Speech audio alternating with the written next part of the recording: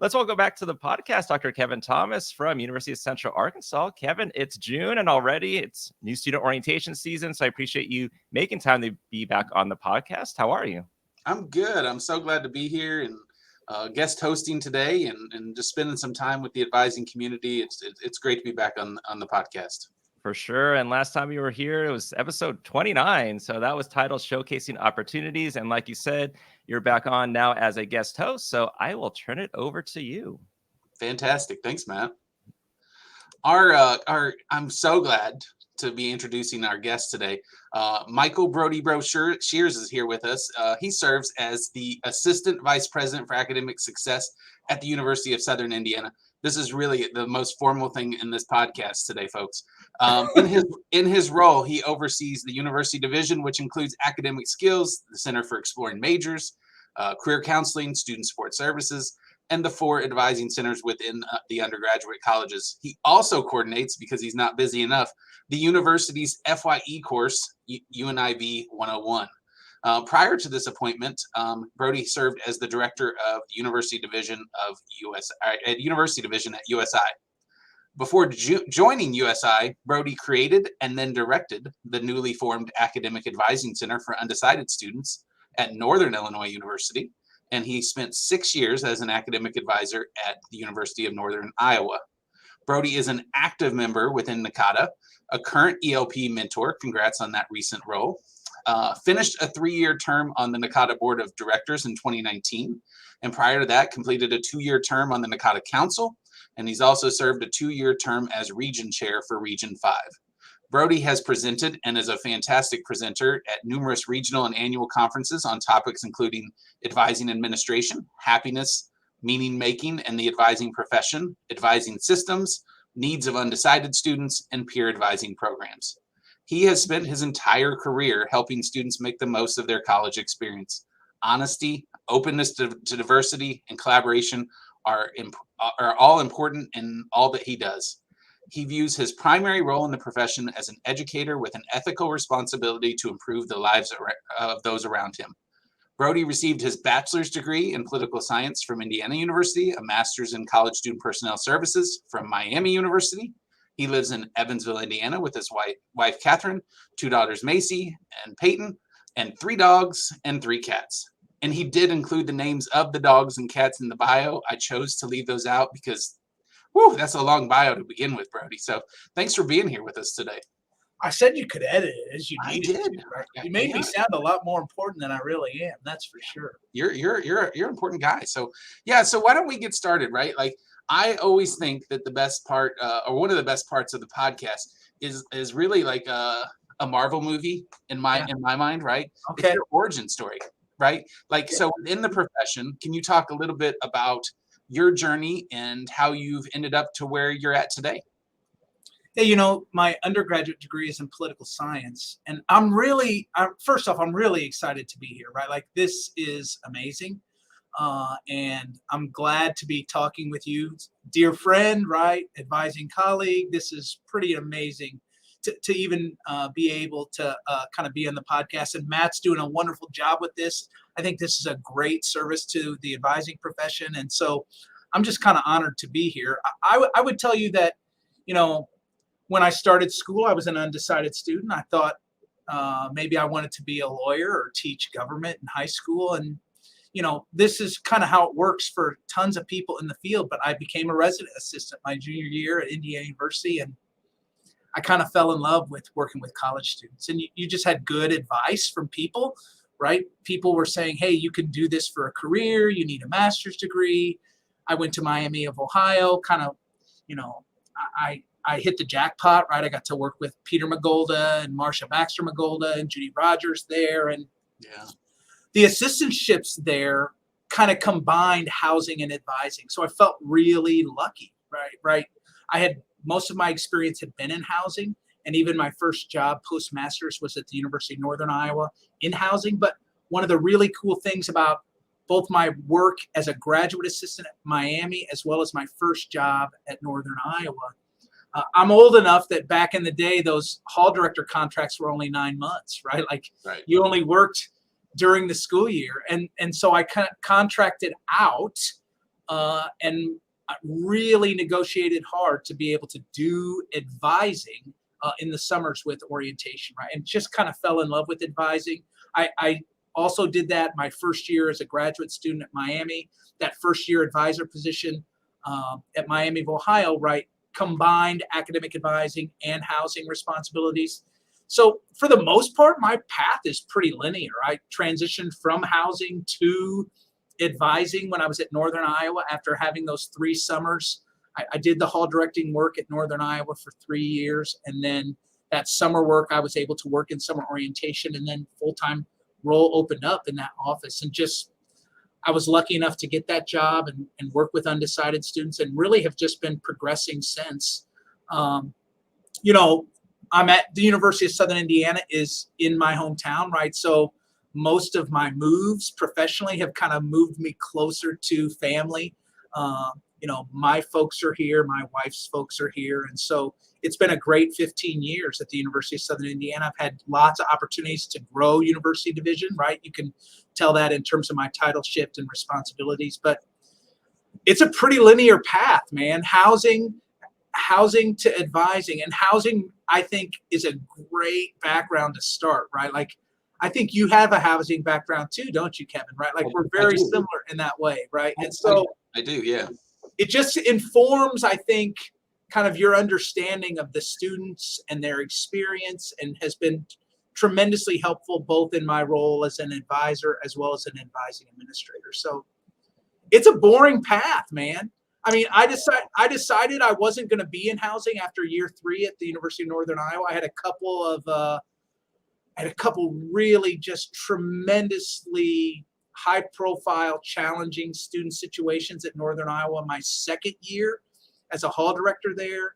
And I just made a conscious effort after my second year as a hall director that I needed to move away from housing, right? And so I had let my supervisor know that I was going to do that for 1 more year. I didn't have anything no plans in the fire. And so I got kind of lucky, right, that those positions opened up at that same institution in advising, because come August, I was going to be unemployed, right? And it fell right into my lap. And so I'm pretty grateful for that institution. I spent 9 years there. I'd never been to Iowa before I actually took the job there. I essentially interviewed in Iowa, had never stepped foot in that state, and then lived there 10 years. Both my kids were born there. It was great. I loved it. I'd go back there in a second. Iowa's a great place to live. Super fun. Sometimes it's about taking that leap, right? Yeah, absolutely. Yeah, no, your path always reminds me of mine, right? And teaching a course in student success and advising, coming from housing to advising. I remember my always mentor in life, Ellen Bonaguro, saying to me during my interview process, she said, never say you don't know how to advise. You just don't know the curriculum yet. Yeah. Right? And I mean, we work in housing, when you talk about that being relationships and connections and networking and student support. I mean, those things are so much a part of advising, and you bring that skill set with you. That she was just 100% right on the curriculum being a big part of that. Yeah, knowing the whole student, right? Like, to me, we're better in advising when we take the time to know the whole student, right? And you've mentioned origin story, right? I talk to my advisors when advisors interview for jobs here. They say, well, what are you really looking for, right? And I just think, every student has a story, and if we're not really willing to listen and commit to understanding that story, I think we're incomplete in our work in the advising role. There's no question about that. So I think my next question kind of piggybacks on that some, but is not intended to call you old, but to say, hey, you've been in the profession for a bit, right? Yeah. And I do think I need to put this caveat. I didn't start with this. Brody and I are incredibly good friends outside of this podcast, but also outside of higher education profession. We're often talking about Cardinals and life and all the things going on. I mean, we connect in a lot of ways. So, yeah, listen, if I was interviewing anybody else, I'm not going to start off a question with, so you're old, but so you're old. I am old. So it's think true. about this time in higher education, but maybe even more specifically, your time in advising. And recently at the Administrators Institute, one of the topics that kept coming up for folks that are in roles like we are is that advising is so many more things than they feel like it used to be. Where all of a sudden advising has aspects of student success and retention and enrollment management, and others that I'm probably not even thinking about. When you think about your time frame in advising, what do you think about those aspects of non-academic advising primary things and how they've kind of been more highlighted in the role here in recent years? Well, I think it's certainly been an evolution, right? Like there's no question about that. You know, so I got my chops working with undecided students, right, or exploratory students. I even think our work with that population has changed significantly, right? Like this return on investment and the value of a college degree and the willingness to utilize exploration, right? We need David Spite and Carrie Kincannon on this call, Kathleen Shea Smith, right? Our work with undecided students, and I'm leaving plenty of other folks, Christina Bowles, right? All these folks that have been working with undecided students understand, for example, that even the notion of exploration has changed dramatically, right?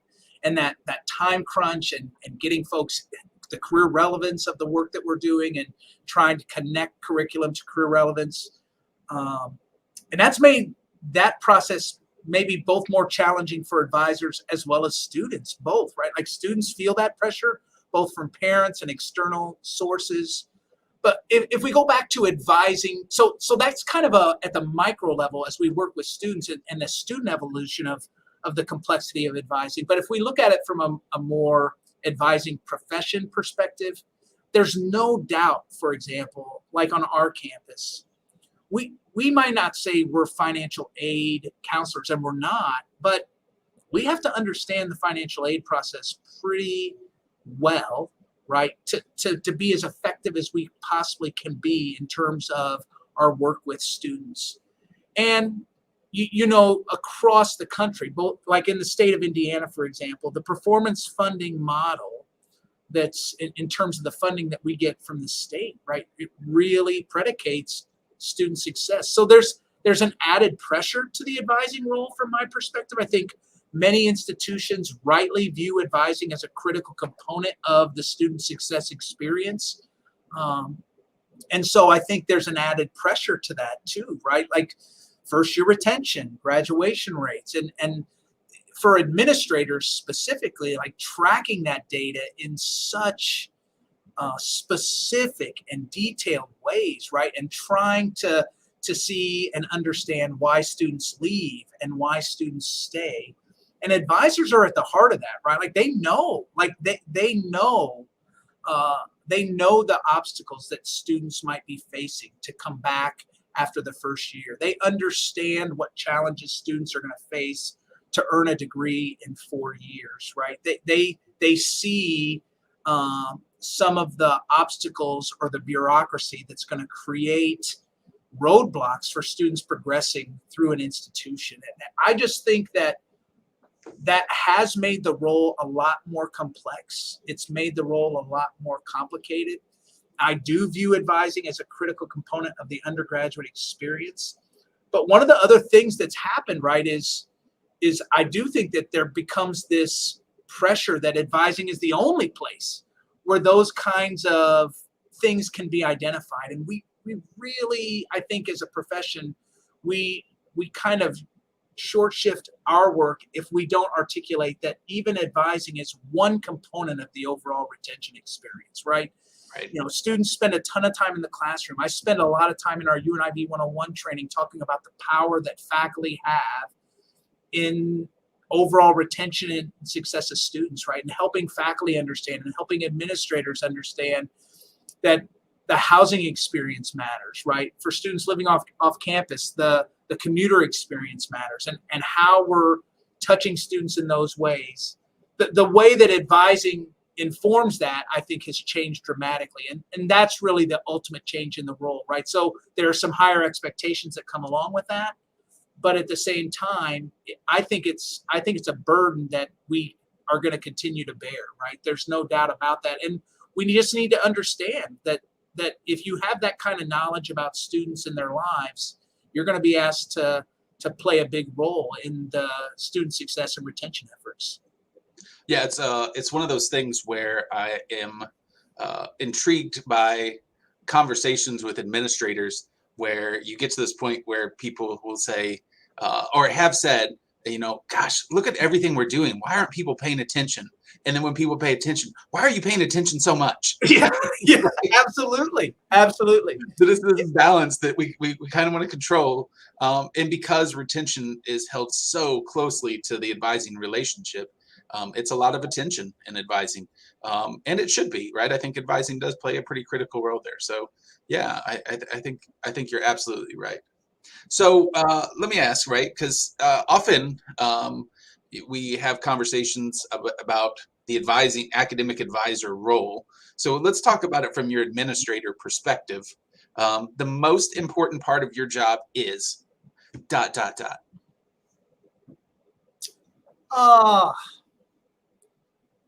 My job is to make sure advisors have the tools they need to be successful, right? Like at the end of the day. And the second part of that is to develop a team where the relationships are connected and important, right? And that we're utilizing the strengths of folks. I've got about 20 to 25 full-time folks, right? Both advisors as well as directors. And quite honestly, the good chunk of my job is really kind of helping them overcome the barriers and roadblocks that they need to be successful in the work of seeing students every day, right? So whether that's technologies or policies and procedures or pay and compensation, right? Like making sure that advisors are valued financially by the institution, right? Like I think it's all of those fights. It's all of those fights from my perspective. When I was a new administrator, I think, we should talk about this a little bit, right? I've been doing administrative work now pretty much since 2004. So almost 20 years of full-time administrative experience where advising really isn't my primary role anymore. But I have a sheet of paper that I keep in my office that says I'm an administrator, not an advisor, right? And that transition was difficult, right? To see things from an individual and micro perspective versus a macro perspective. So I think that's the other role of the administrator, right? We all hear the importance of the story, right? And so those stories, those individual instances where things aren't working the way that we would like, right? They inform larger macro issues. And that's really, I think, that where the administrator can have the most impact, right? Is to say, these are anecdotes, but these anecdotes reflect maybe a larger problem. Like I think about Kathleen Shea Smith's keynote, I think in St. Louis, was it? You chaired that conference. I remember in 2017. So 2017, yeah, St. Louis, but I think she was Atlanta, wasn't she? Oh, maybe she was Atlanta. Yeah. But remember, she said numbers are people and people are numbers, right? Like I love that, right? I love that. And so an administrator, I think, they have to provide that balance, right? Like, so when I meet with my directors every week, they'll come to me with a couple of stories. And so I always try to help them understand, like, we've got to frame this story at a more systematic level, right?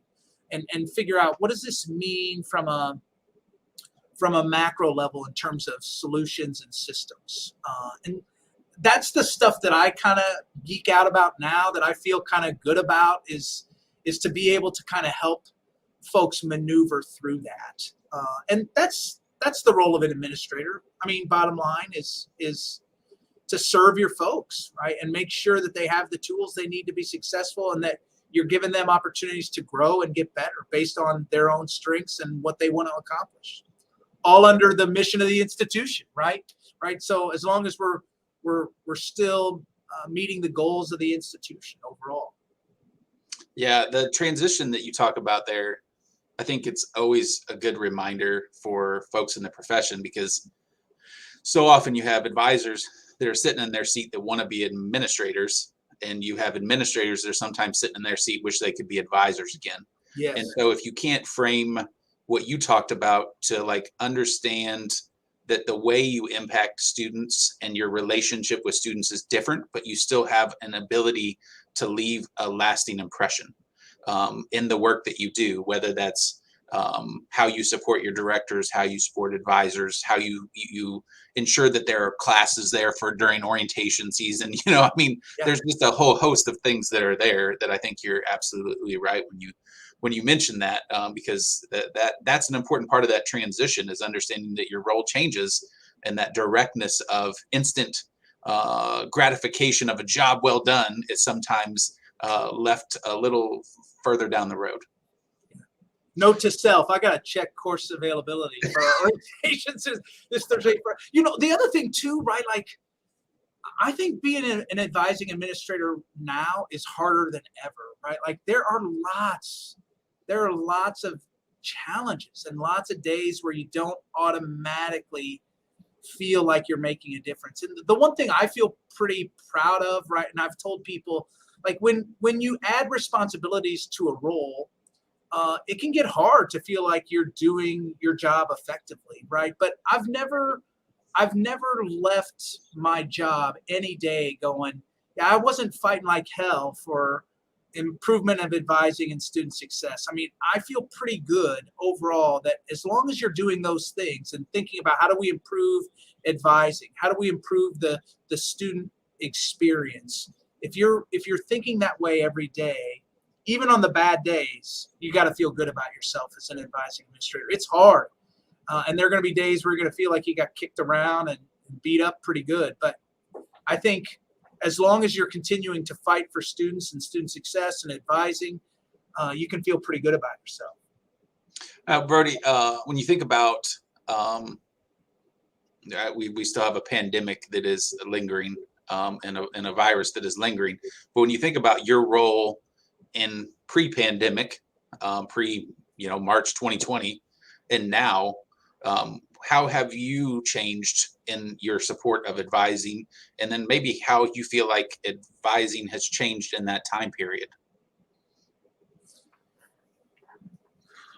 I know it's a loaded question.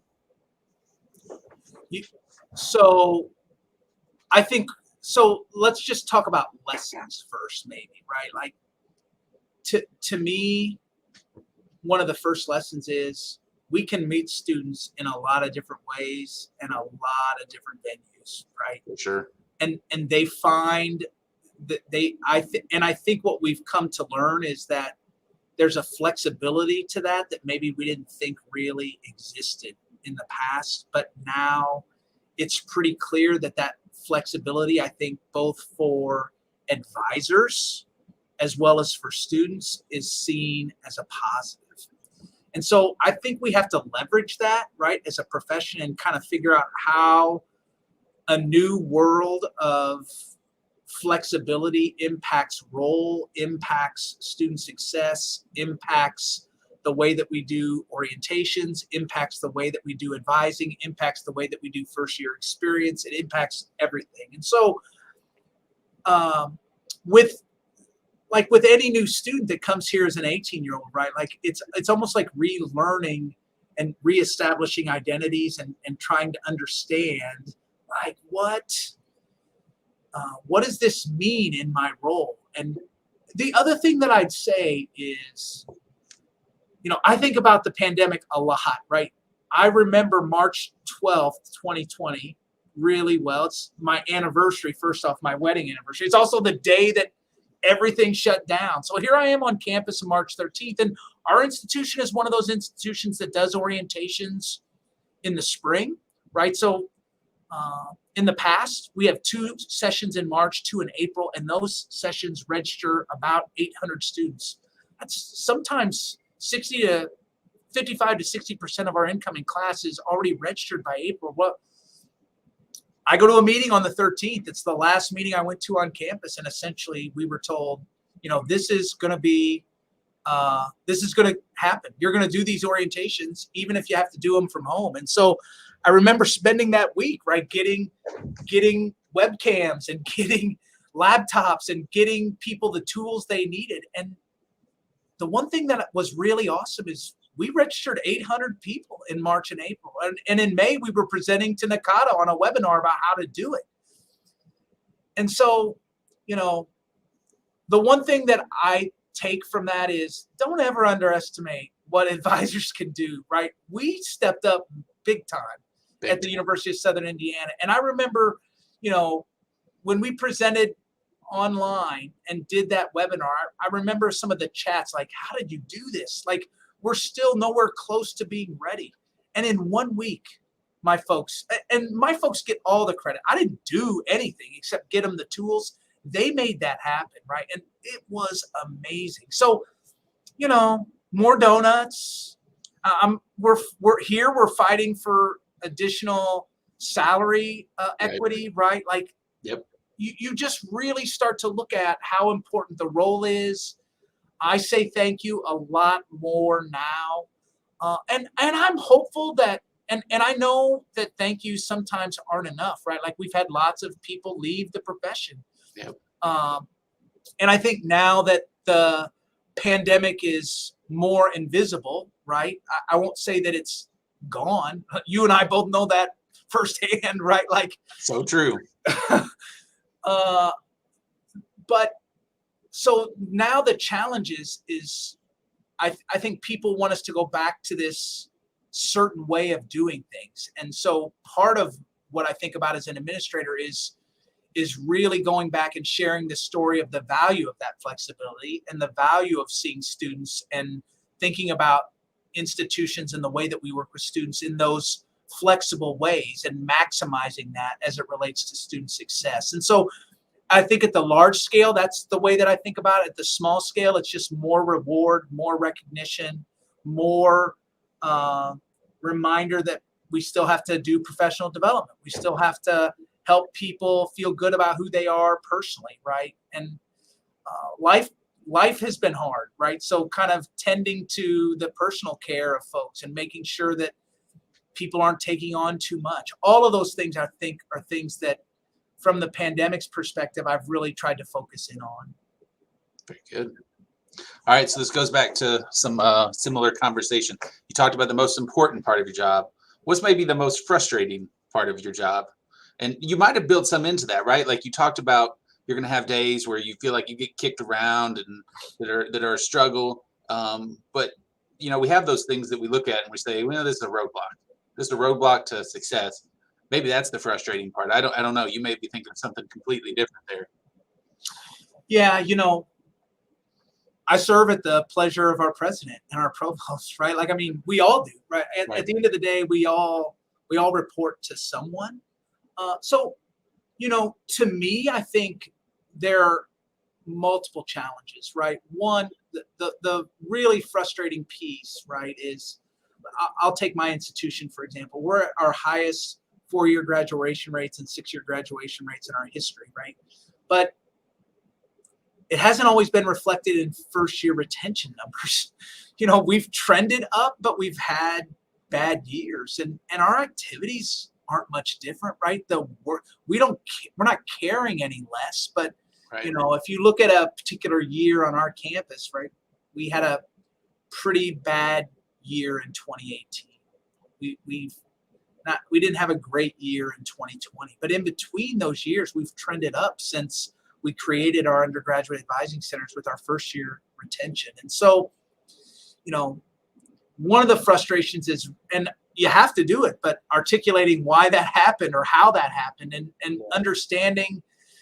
And so for us, it's just about understanding students. And then I think the other piece, right, is that, when you do a lot of stuff, there is some stuff that you think is less important than other stuff, just generally, right? And so, I look at our mission and I think about the work that I'm doing with first-year student retention, with graduation rates and retention rates and advising administration. And then every now and then something pops up in your responsibilities that you don't think connects to any of that, right? But you got to do it. right? You're being asked to do it and you've got to do it. And so that can be frustrating. And so trying to minimize those occurrences, or if that's something you've been tasked to do, whatever that is, as an administrator, it's trying to connect that to the overall goals, right? Even in your role, right? We all get asked to do things that maybe aren't our favorite things to do.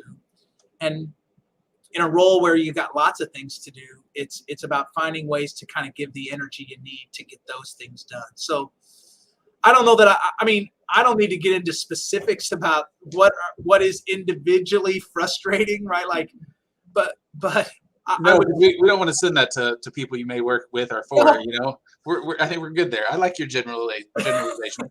But we all do.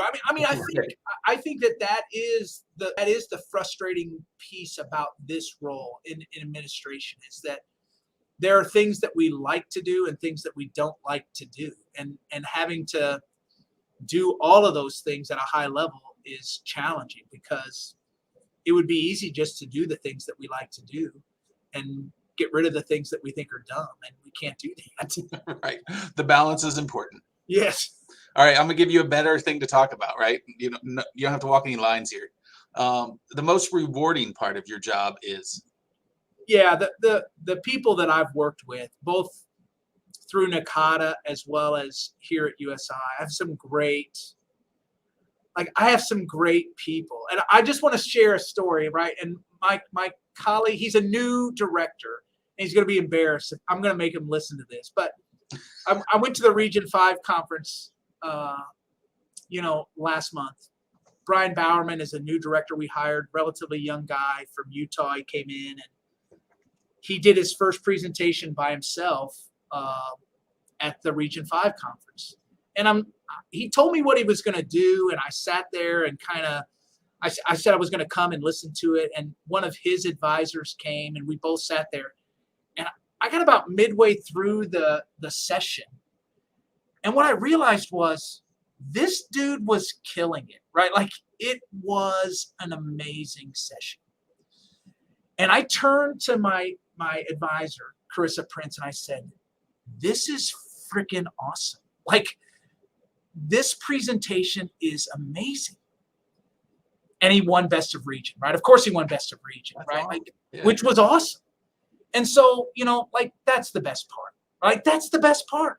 Yeah. And I went right to Terry Farr, who's our NACADA president now, and I was having lunch with her that day, or I grabbed her at lunch. I said, my dude just brought it. I think he's going to win Best of Region, right? Like, I didn't have any reason to think he would or wouldn't. I just kind of thought, like, I've done a ton of presentations. I've never won a best of, right? Like, I'm not the best at anything. But I was sitting in that session, and I'm like, this is going to win. This is such amazing work. That's the best part of the gig, right? Like, so it's the people, right? And being impressed by the work that people are bringing every day, right?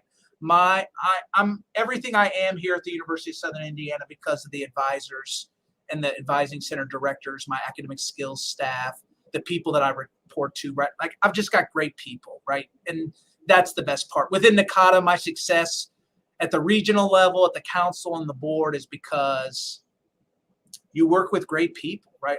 I've just been really lucky. I've been blessed. For the most part, all my supervisors have been absolutely amazing. I would call each of them mentors, right? And that's the best part of being in higher ed, being in advising, working in a college campus is the people, right? That's it. And then students make it fun too, right? Like, I mean, you sometimes, in my role, you sometimes forget about the role that students play, but I teach UNIV 101 every fall, and I had a great UNIV 101 section this fall. My students were amazing. And that's also the great stuff, right? Like, it's just the great stuff. Right. Yeah, no, I completely agree, right? Like, recently I was doing my evaluation with my supervisor, Provost Patty Poulter here, and she asked this question, and I have a terrible time sometimes framing me versus we. I will often speak in we, and she says, no. What about you? Yeah. Talk about your highlights of this last year. And I mentioned my team, right? And speaking in similar way to what you're mentioning, that team, when they're doing those things, the impact they have on students, the impact that they do in their work, the good that we're doing as a profession, whatever that role may be, can become such an unbelievable story to tell because of the work that they're doing. And when you sit in the administrator role and you get to see those moments of shine occur, that's some sparkle. I mean, it's great. Yeah. It's just great. Yeah. So sometimes you just hope it's not in spite of you, but because of you. That too. Yeah, absolutely. Like the insecure person in me sometimes thinks, are people just doing this in spite of my efforts or because of my efforts, right? Like that. But isn't that the role of a good administrator? Like, Sure. I know I have directors that are that I work with every day, that there's certain ones that's like, I'm just getting out of your way, right? Like, you're amazing, and if I say anything or do anything here, it's just gonna mess it up. Yes. Right. Yeah. So it's that balance. Absolutely. So one of the things that always fascinates me is your presentations, and you mentioned it in your bio on happiness, right? And so can you talk a little bit about how that's really evolved into a big portion of who you are and what you often talk about, right? Like in that happiness of life and profession, and who you are, and where that came from. Yeah, that's awesome. Yeah, so I shared this. I think I did the happiness presentation the first time maybe at the ILA conference in 2013. I had been in my role at USI for about 6 years. I'll just say it out loud, right? I just was not in a great place, right? Like, I just was in a bad place professionally, personally. I just was not doing great. Health-wise, I was not very healthy. I was getting big, and I was bringing stress home, and I just, I did what every good person does when they want to kind of figure something out. Like, I went to Google and I typed in happiness, right? Like, I ended up down a wormhole. Like, how do I make myself happier? How do I help my people be happier? And you just learn a lot, right? Like, I learned a lot. So the first piece was, this was a learning venture, and it was totally selfish, right? It was really about trying to make myself a better person, right? A happier person, right? Like, I wasn't happy and I wanted to be happier. But so it started that way, right? And really, I used that initially to kind of just talk about happiness in advising, was kind of the natural progression, right? Like, you go to conferences in the early 2010s and 12s, right? And you started to see the evolution of this importance that advising was playing. And I think that with that came a lot of pressure, right? Or you go to conferences and people don't talk about how great their jobs are at these conferences, right? Like, they're all talking about how hard their work is. They have too many advisees. They don't have time to get the important work done. And so I dug into a couple of satisfaction surveys that Nakata had done and started to learn what makes good environments, what makes environments that are less good, why do people leave the profession? And so it evolved into more than just happiness. Because look, one of the things I learned is you can't be happy all the time. Happiness isn't just something that happens. And in fact, right, like, the science works against us, right? We're all defaulted to the negative.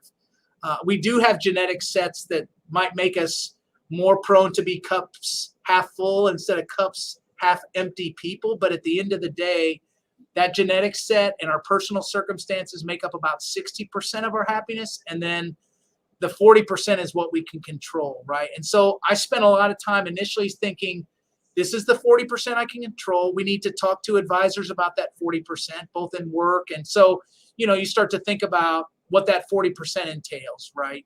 Service, identifying what's important, being in the present moment, being grateful for the things that you are, spending intentional time kind of highlighting what's gone well.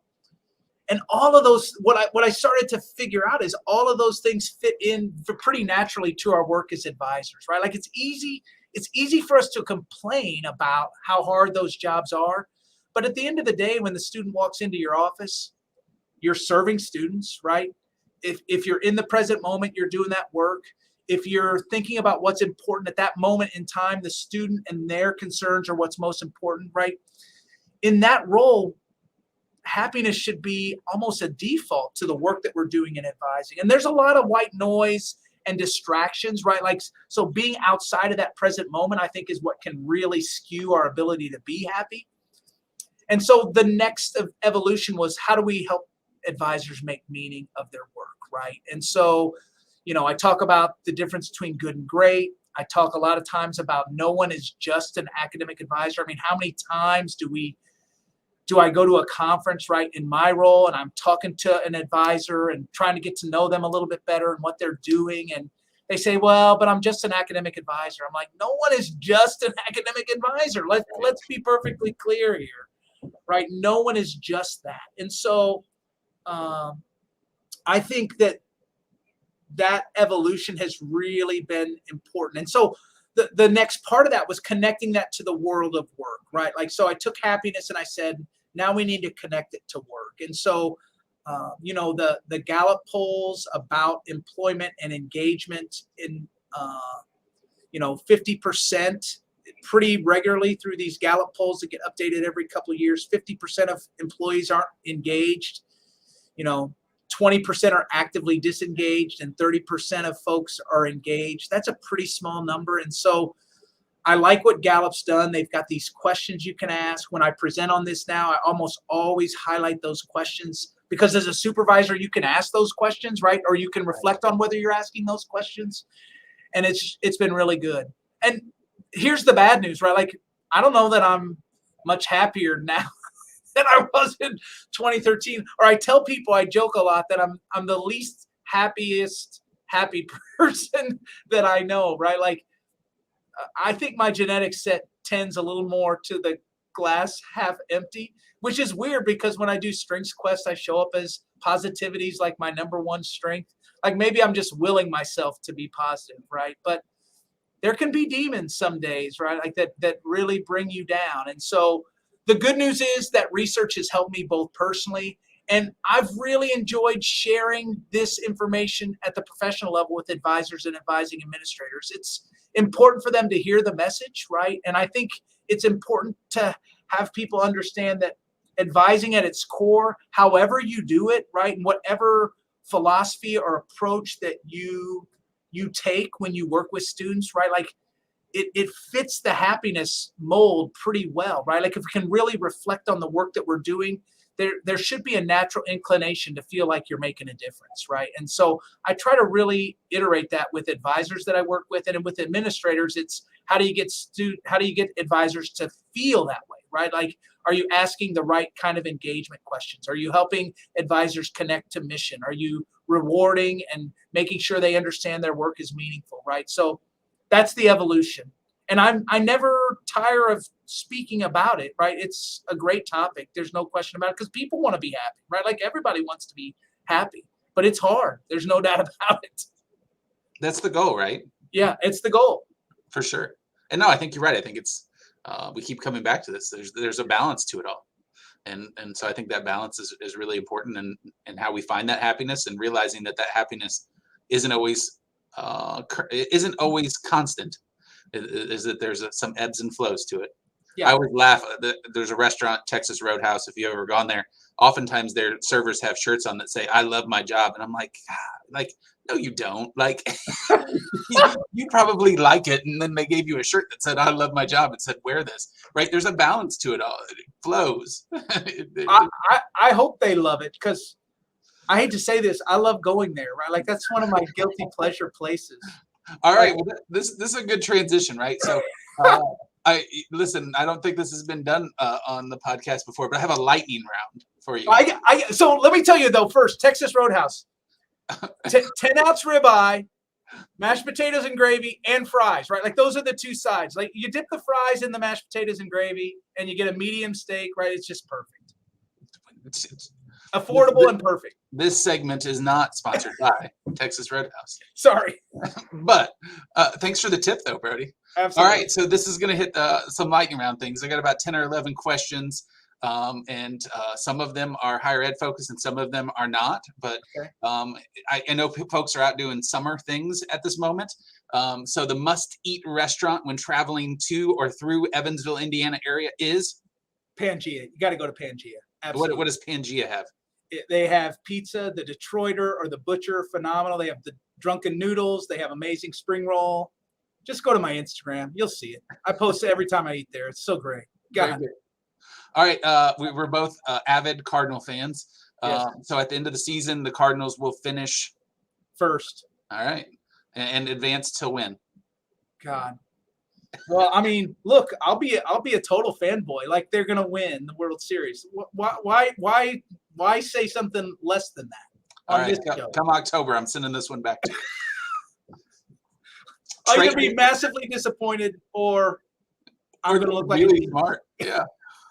Trait that you see as the most effective in academic advisors, and a trait that they possess. Care. You have to care. Yeah, I agree. That's a good answer. Thing you are most proud of within your work in NACADA? Golly, that's not lightning round. That's hard. Doggone it. The region work, right? Region 5. I love Region 5, right? And that's where I came up through the region, and I love Region 5. I'm just proud of Region 5. Every time I go to a region conference or one of the drive-ins at the state or province level, everything about Region 5 makes me happy, right? I just love the region, and it's been amazing. And so, when I was region chair, the 2 conferences that I oversaw were great, and fun, and people did an amazing job. But I guess, so my work, I think both at the region level as region chair and then within the council and kind of overseeing region chairs, I guess that's the stuff, right? It's been great. Good. If you could earn one job in higher education, it would be. So I'm guessing I'm asking your dream job here. Within higher ed? Yeah. You can't jump out and become Cardinal broadcaster, Michael Brody Broshears. Which would be my dream job. Absolutely. Right. Yeah. No, I'm keeping you in higher ed. I think like a dean of a university college, right, would certainly be great, right? Kind of overseeing that first year experience work. That's what I would really love to do. Favorite city in the U.S. other than the one you live in? Because I think you might say Evansville. No, I would not say Evansville. Come on. Listen, I find it to be delightful. It is delightful. You're welcome, Evansville. Yes. Favorite city? My wife and I love Bloomington, right? Like I went to school at Indiana University. There's no question about that. But I've done so much traveling, right? Like when I think about, let's do it this way. Like when I think about NACADA conferencing, or like in all the cities I've been, 2 cities pop up a lot. Like for me, or 2 or 3. I've loved Salt Lake City. Was awesome in 2013. It was loved Salt Lake City. We're gonna go to Utah this summer as part of our vacation. I've loved Denver and kind of the surrounding areas. I loved Phoenix. So the West has been great. And then at the region level, like Kalamazoo, Michigan was kind of fun. So there's 3 or 4 answers, like the Air Zoo there, the breweries there, right? Just super fun. There you go. Those are my answers. Indy's underrated as heck, I think. And for Matt Markin, it sounds like Portland will be added to that list. We're going west, and you've loved those cities. So I have. Absolutely. Matt and his crew there with the conference coming up in Portland. I'm very much looking forward to that. Agreed. Same here. How long does it take you to get ready in the morning? All right, next question. 10 minutes. 10 minutes, all spent on hair. Yeah. The best age is? So this is weird. I don't celebrate birthdays all that big, right? Like in my family, birthdays weren't a huge deal, but I love every year, right? Every year I'm here is another great year, right? Like, so I'm 51 now and I love 51. It's awesome. Like, so let's go. Let's do it. Let's do it. You're owning it. This is probably not a lightning round question, but it could be. The future success of higher education is dependent upon. Dang. That's a hard ass question. Well, the other, I had an alternate, and it was, why can't we tickle ourselves? And I went with this one instead. That's good. I'm glad. I like this question better, as eerily challenging as it may be. Look, I've got a couple people who've said, Brody, you got to read The Great Upheaval, right? It's a new book. I can't remember the authors, but it's really kind of a warning shot about higher education.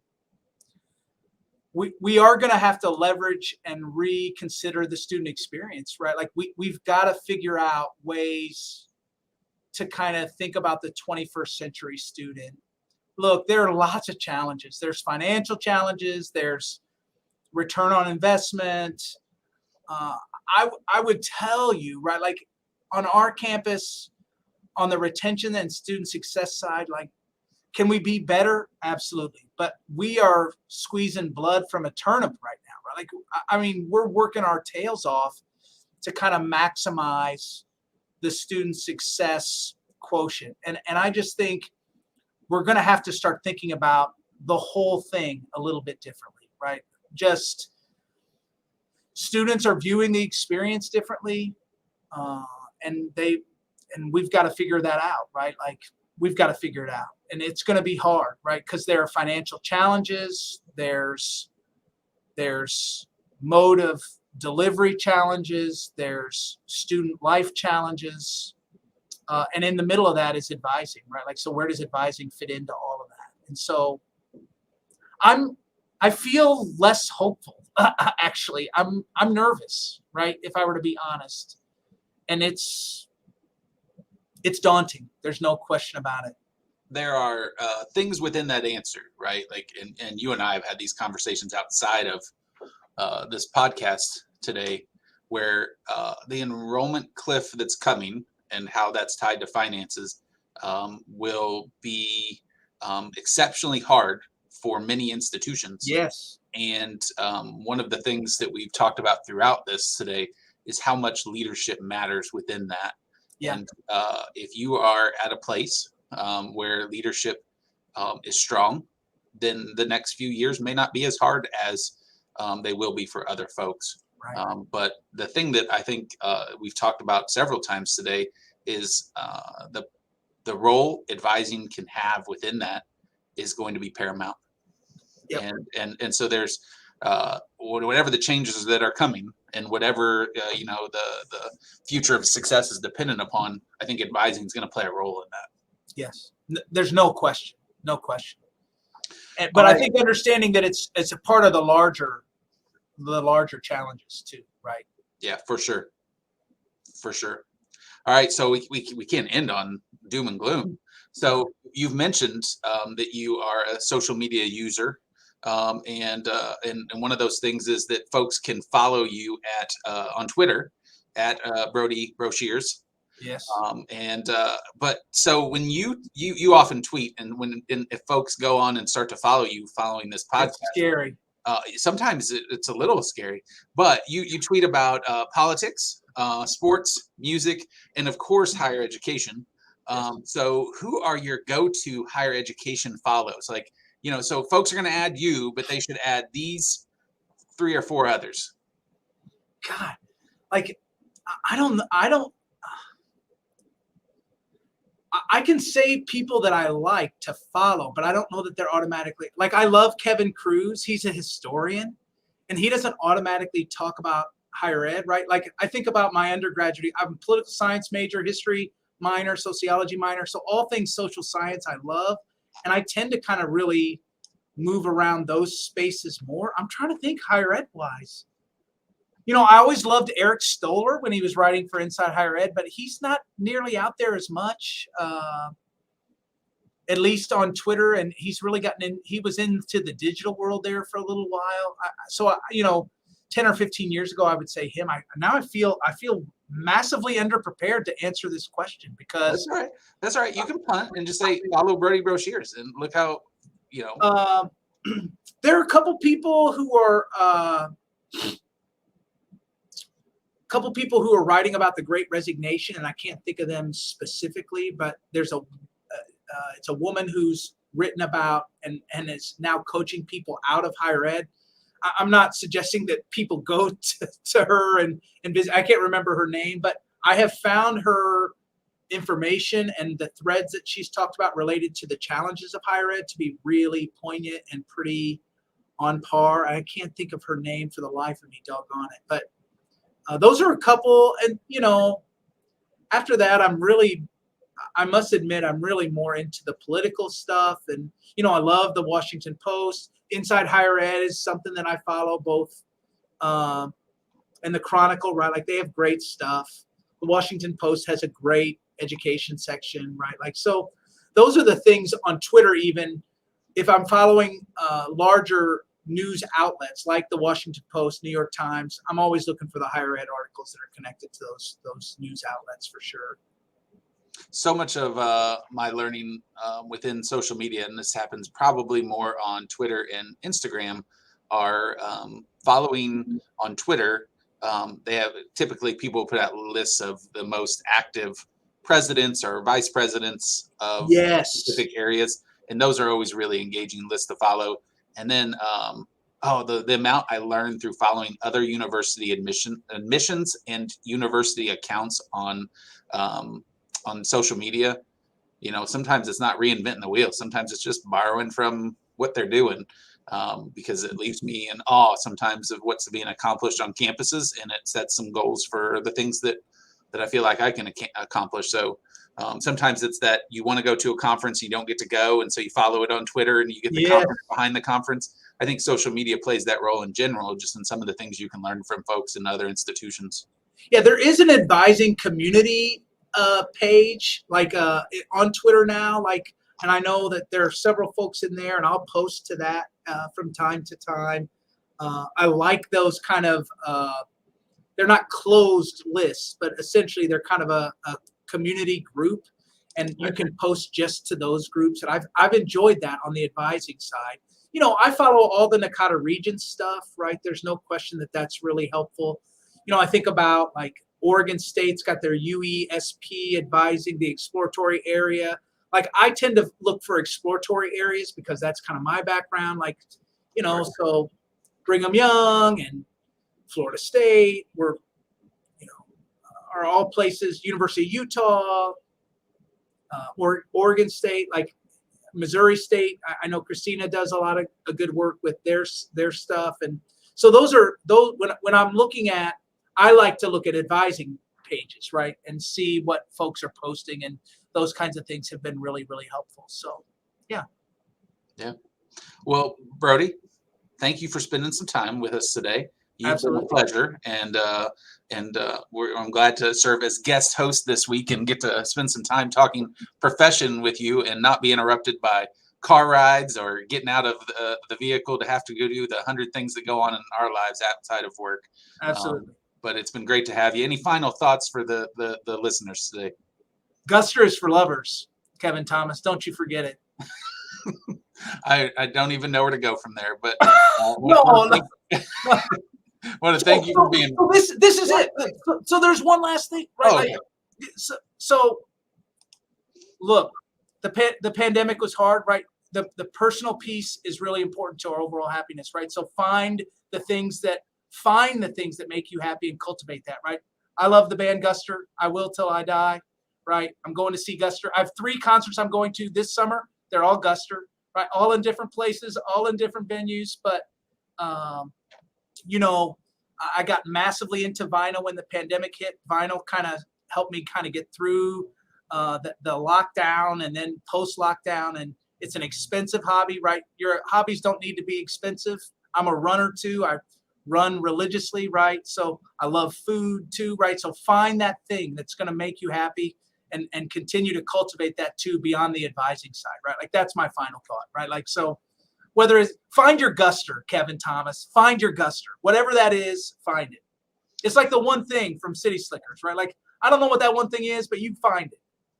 Find your Guster. Yes. Very good. Thank you so much, Brody. We appreciate you spending some time. Yeah. We'll see you later.